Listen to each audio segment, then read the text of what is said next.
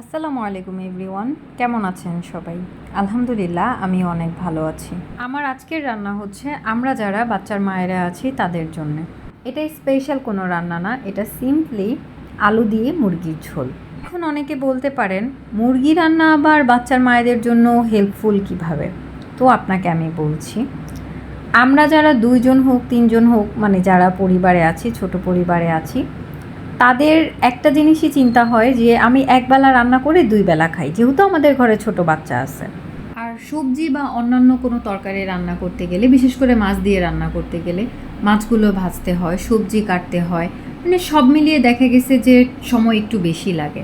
আর তার উপর আপনি যদি ভাজি বা ভর্তা করেন তাহলে তো আপনারা নিজেরাই জানেন যে কতটুকু সময় ব্যয় হয়।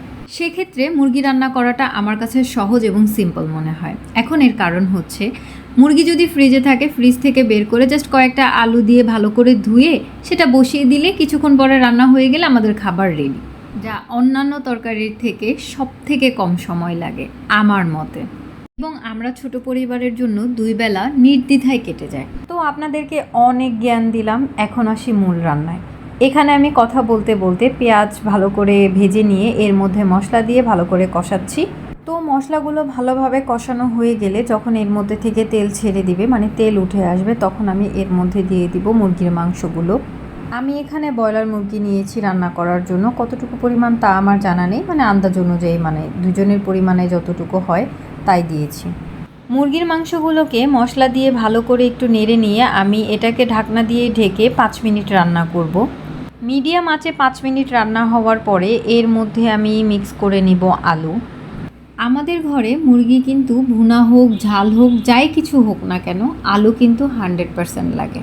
অনেকে আছে মাংসের চেয়ে আলুটা বেশি পছন্দ করে।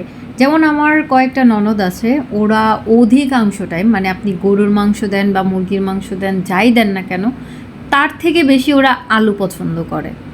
তারপর এখানে আমি আলু দিয়ে ভালোভাবে মিক্স করে নেওয়ার পরে মিনিমাম 10 মিনিট রান্না করব মিডিয়াম আঁচে, যাতে করে এটা ভালোভাবে কষানো হয়। কষানো হয়ে গেলে এর মধ্যে আমি পরিমাণ মতো পানি অ্যাড করে দিব। ও আচ্ছা, আপনারা কিভাবে বুঝবেন যে ভালো মতো কষানো হয়েছে?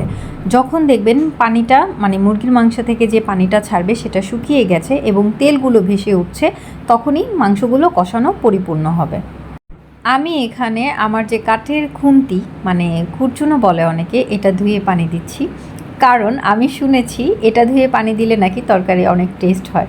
আসলে আমি জানি না, এটা হচ্ছে আগেকার যুগের মা কাকিমা এগুলা বলে আর কি। পরিমাণ মতো পানি দিয়ে এটাকে ঢেকে আমি মিডিয়াম আঁচে আরও 15 মিনিট রান্না করব। আনুমানিক 15-20 মিনিট রান্না করার পরে আমার লাইফ সেভার মুরগির ঝোল রেডি।